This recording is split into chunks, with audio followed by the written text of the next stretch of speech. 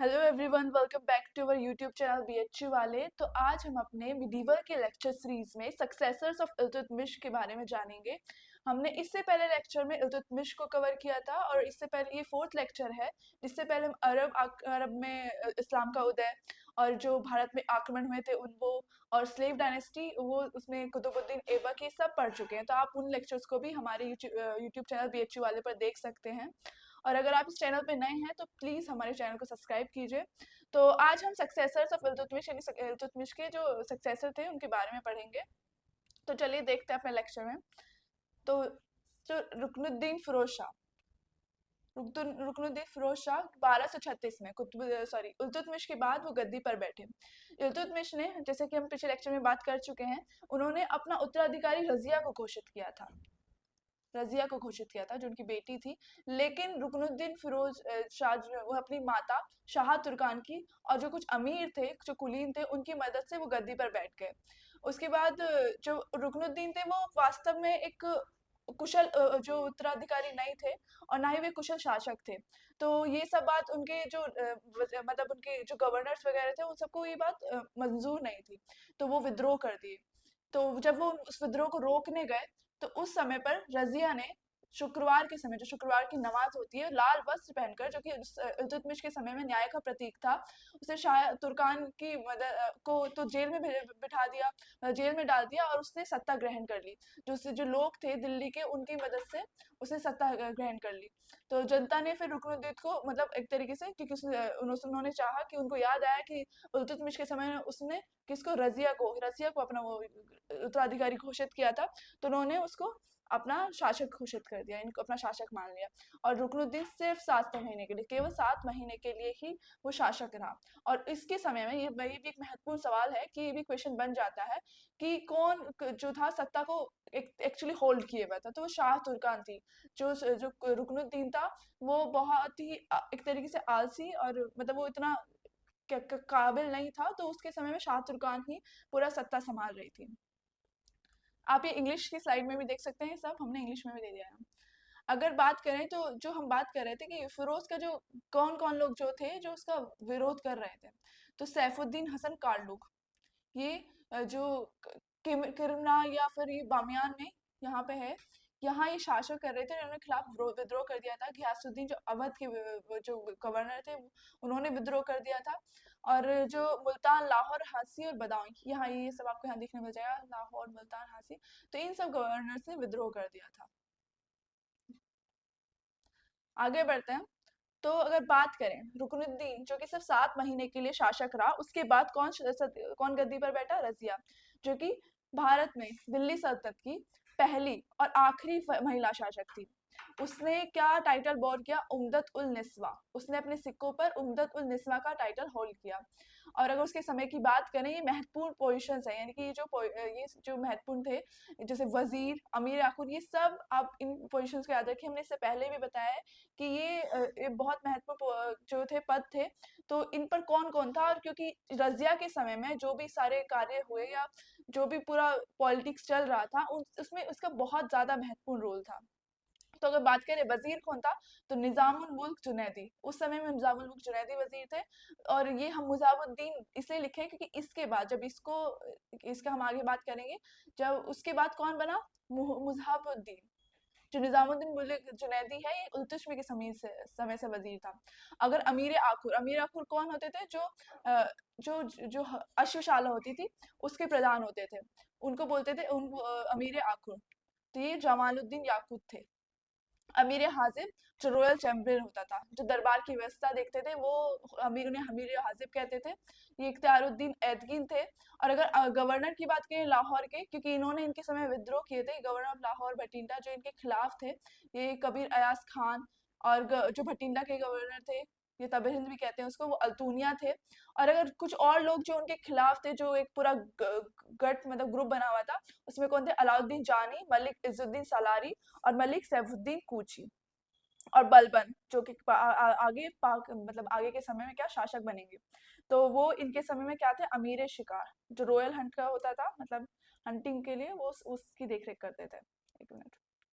तो बलबन उनके समय में अमीर शिकार थे। तो ये सारे पद महत्वपूर्ण हैं, तो आप इनको याद कर लीजिए। हमने आपको समझा भी दिया कि क्योंकि कभी कभी अर्थ भी पूछ लेता है कि किस पद का क्या कार्य होता था। बाकी वैसे हम जब एडमिनिस्ट्रेशन का पढ़ेंगे तो हम वो उसमें भी देखेंगे। तो ये सब महत्वपूर्ण लोग थे। तो हम आगे देखते हैं कि कैसे, अगर बात करें टाइम पीरियड, टाइम भी देख लीजिए, कब 1236 से 1240 तक वो शासक थी। ये हिंदी में स्लाइड है, आप यहाँ हिंदी में देख सकते हैं।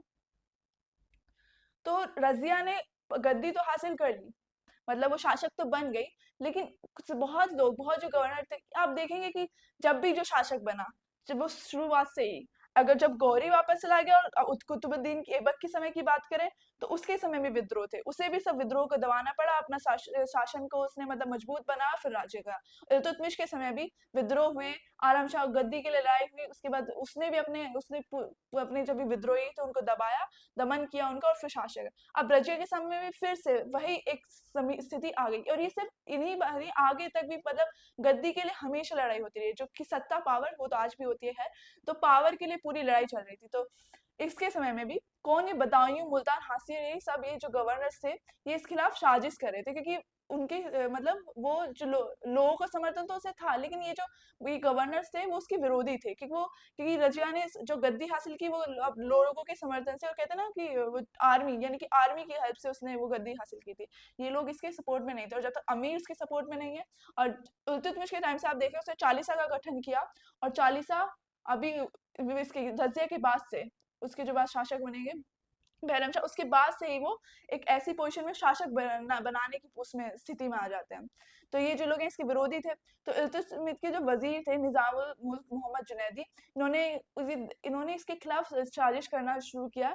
तो जब रजिया को ये पता चलता है इस बारे में, साजिश के बारे में, तो वो बहुत ही, क्योंकि महिला शासक थी, सोचिए उस समय में वो महिला, और उसने बहुत ही समझदारी से काम किया, डिप्लोमेटिकली उसने बहुत चालाकी दिखाई, और उसने इस मतलब षड्यंत्र का दमन किया उसने, और उसने निजामुल मुल्क को वहां से फिर भागना पड़ा, क्योंकि उसने पूरे जो दरबार में जो लोग थे उनको उसने मतलब अपनी तरफ कर लिया, और निजामुल मुल्क जुनैदी को वहां से भागना पड़ा। और फिर वो सिरमुर हिल्स बोलते हैं, सिरमुर हिल्स की तरफ वो भाग जाते हैं, और वहां उनकी बोलते हैं बाद में मृत्यु हो गई। तो ये इनको जो इन्होंने टैकल किया है वो देखिए।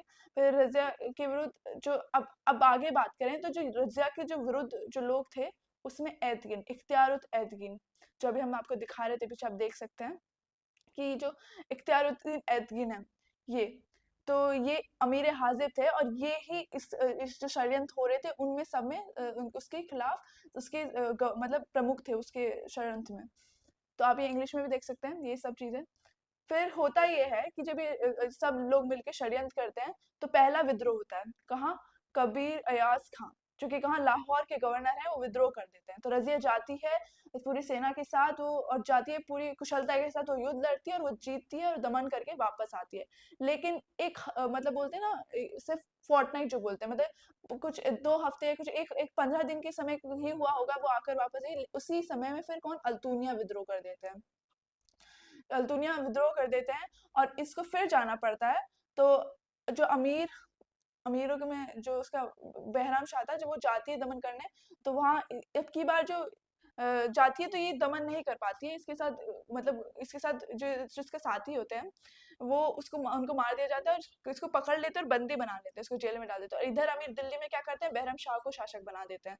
तो फिर लेकिन फिर बाद में रजिया क्या करती है, चालाकी दिखाती है, और अल्तुनिया से जो क्योंकि अल्तुनिया से विवाह कर लेती है, क्योंकि अल्तुनिया भी एक तरीके से उसको भी जब सेटिस्फाइड नहीं था, क्योंकि उसने जो जिन लोगों का साथ दिया, जो पूरा उसने प्लान में, उसको वो चीज वो नहीं मिली जो चाहती थी, मतलब उसको वो पोजीशन है, उसको उतना उतना फायदा नहीं हुआ, तो वो रजिया के साथ विवाह कर लेता है, और फिर वो दिल्ली की तरफ बढ़ते हैं। लेकिन होता क्या है, बदकिस्मती से देखिए कि जब वो आता है, बहराम शाह की जो सेना आती है, वो उससे पराजित हो जाती है, और मार्ग में वहां से डाकू उसकी और दुनिया की हत्या कर देता है। कब, अक्टूबर 1240 में। और कुछ जगह कौन सी होती है, कैथल, यहाँ इसकी हत्या कर दी जाती है। आप ये चीज यहाँ इंग्लिश में भी देख सकते हैं, यहाँ हमने दिया है। आगे अगर बात करें, इसके बाद कौन शासक बनता है, मुइजुद्दीन बहराम शाह, जो कब तक शासन करते हैं, 1240 से 1242 तक। तो बहरम शाह, अब देखिए कि क्या वजह क्या थी कि अमीर पूरे रजिया के खिलाफ थे, अमीरों ने विद्रोह कर दिया था, मतलब विद्रोह कर दिया था, ये पूरे उसके षड्यंत्र चल रहे थे उसके खिलाफ। तो मुइजुद्दीन बहरम शाह ये 1240-42 में, तो अब कैसा एक शासक चाहिए उनको, चाहिए कठपुतली शासक, यानी कि जो सिर्फ उनके अकॉर्डिंग चले, जो सत्ता में रहे तो पर राज्य उनके हिसाब से चला, अमीरों के हिसाब से। तो उन्होंने एक ऐसे शासक यानी बहराम शाह को उन्होंने गद्दी पर बिठाया। अब इसके समय में इसने एक पोजीशन नायब ए मुमलिकात, आप यहाँ देख सकते नाम है मुमलिकात, इसने इस पद का निर्माण किया। और ये महत्वपूर्ण है, सवाल बनता है कि किसके समय में ये पद का सृजन हुआ है, किसने इसको सृजित किया है, किसने बनाया। तो कौन था, बहरम शाह ने नायब मुमलिकात का पद का बनाया। और इसके समय में वजीर कौन थे, मुजाहिबुद्दीन, जो कब बने थे, रजिया के समय में। अमीर हाजिब बदरुद्दीन सुनकर, अब ये नाम भी, ये भी अमीर हाजिब, ये भी बदरुद्दीन सुनकर भी एक महत्वपूर्ण नाम है, क्योंकि आगे जब षड्यंत्र वगैरह में, क्योंकि ये तो चलता ही रहेगा, मतलब अमीरों के ये सब लड़ाई मतलब चलने ही वाली है। तो ये भी नाम महत्वपूर्ण है, इसको भी याद रखिए। और तो होता यह है कि जब नायब मुमलिकात का होता है, तो यहाँ इख्तियारुद्दीन जो कि प्रमुख था षड्यंत्रकारियों का, वो उस पद पे आ जाता है। और नायब का ये जो पद है ये बहुत महत्वपूर्ण है, क्योंकि ये उस समय में सबसे ज्यादा शक्तिशाली हो गया। कितने सेंटर से, मतलब पावर कितनी हो गई, पहले होता था सुल्तान और वजीर, अब एक नया पद का सृजन हो गया, नायब। और इनमें भी सबसे महत्वपूर्ण क्या, क्योंकि सबसे शक्तिशाली कौन हो गया, नायब। क्योंकि जो नायब था उसने जो बहुत सारे कहते हैं प्रेरोगेटिव्स, मतलब जो शासक के जो अपने शक्तियां होती हैं, जो उसके अधिकार होते हैं, उन पे भी इसने बतावा बोल दिया। जैसे कहते थे कि जो हाथी रखने का या कुछ जो और बातें होती थी, या जो पूरे डिसीजन यानी कि जो भी फैसले या दिए जा रहे हैं, उन्हें बहुत इसका महत्व, यानी पूरा जो पॉलिटिक्स है, जो राजनीति है, वो यही देख रहा था। इस समय वजीर का जो पोजीशन है, क्योंकि जो बहुत इंपॉर्टेंट पोजीशन है, वो भी अब कुछ नहीं रहा, यानी जो सत्ता के 3 केंद्र हो गए वो ये।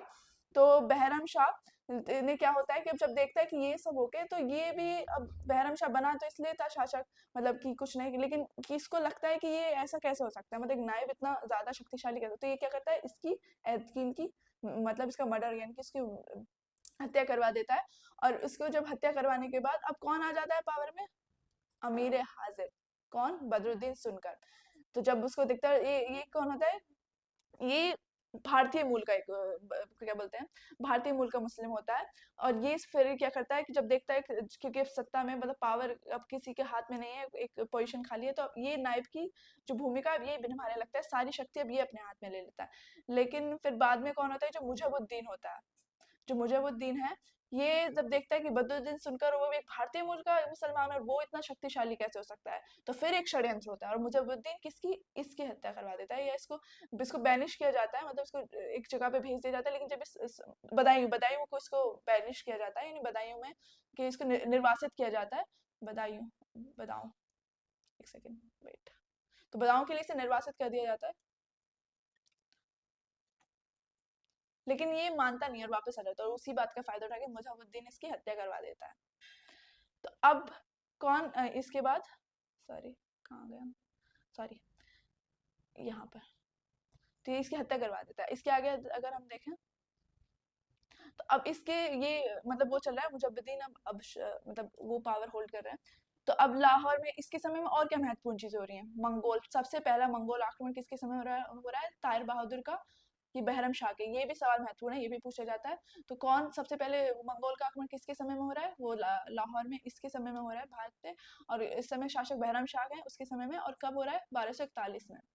तो मंगोल जो जो आक्रमण होता है वो इतना इतना इसको क्षति पहुंचाता है, इतना हानि करता है कि जो बाउंड्री है सल्तनत की, कहाँ से श्रिंक होके, यानी कहाँ से सिकुड़ के कहाँ पहुंच जाती है, ब्यास से, इंदुस से ब्यास रिवर तक। कभी कभी यहाँ से भी सवाल बन जाते हैं। मुझे याद है कि जब हम हमारे समय में, जब मैं हम मतलब ये एक प्रश्न था, मैंने देखा था, तो उस समय में ये प्रश्न पूछा गया था कि किस शासक के समय में जो सल्तनत की सीमा थी इंदस से ब्यास तक रह जाती है, तो वो क्या, बहरम शाह।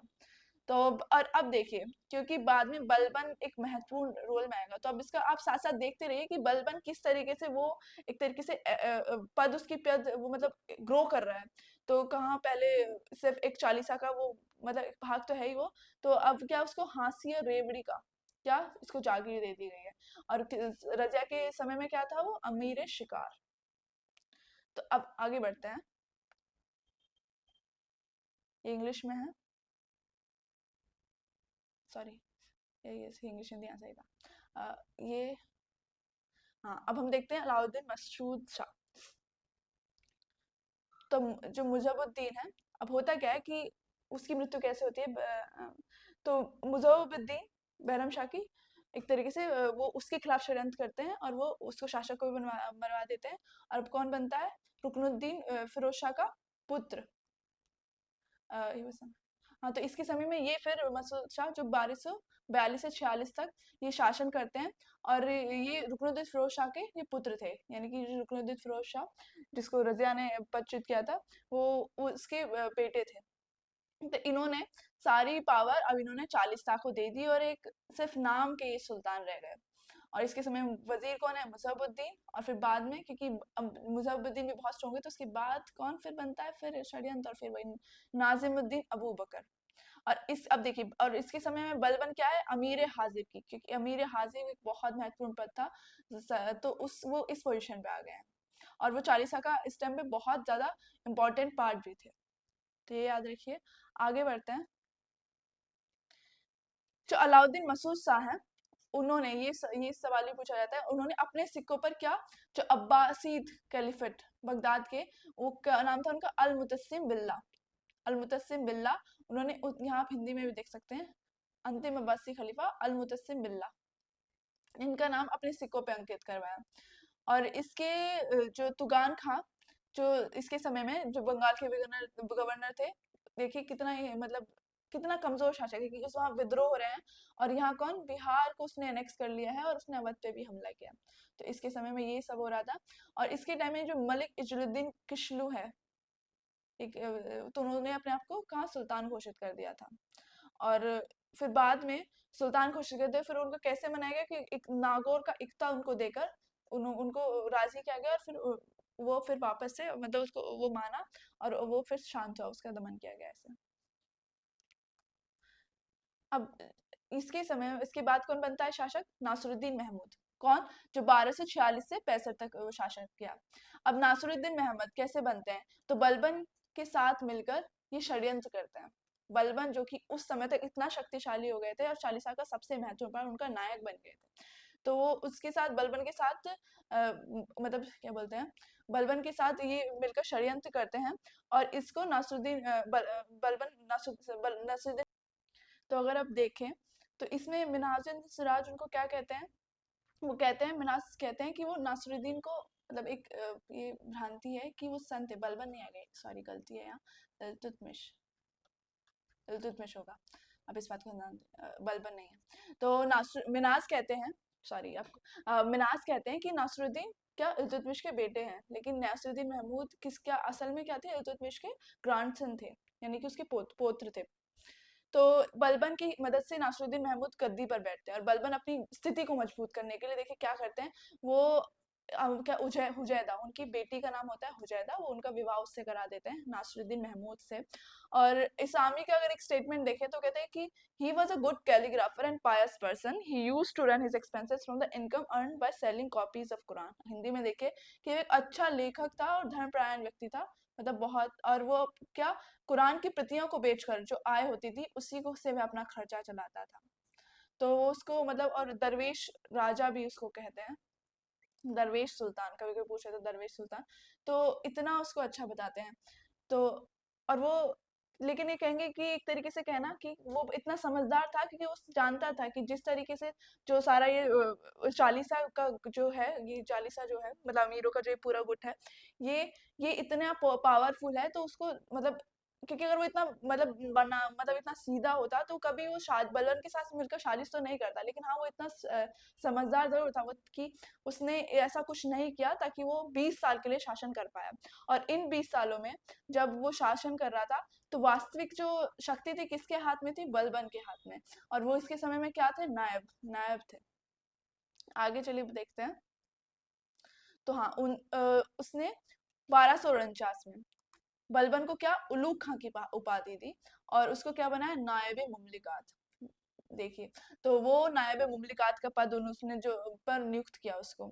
और 1253 में अभी इसके समय में भी एक साजिश होती है।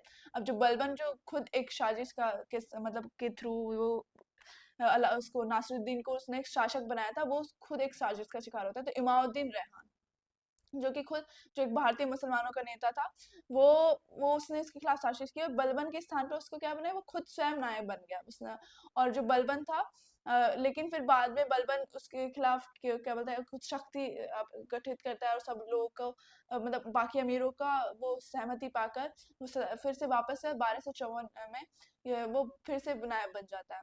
और अगर इमामुद्दीन जो क्या बोलते इमामुद्दीन रहन की बात करें तो सत्ता प्राप्त करने का ये प्रथम प्रयत्न था जो कि असफल रहा।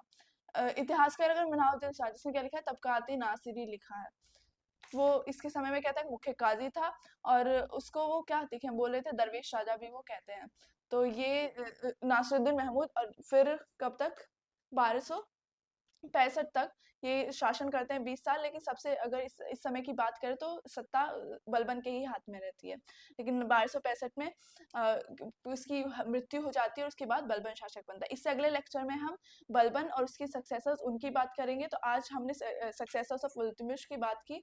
तो आपको वीडियो जैसा भी लगा, अगर आपको कुछ समझ में ना आया हो तो कमेंट कीजिए और वीडियो को लाइक कीजिए। हमारे चैनल PHU वाले को सब्सक्राइब कीजिए। Thanks for watching.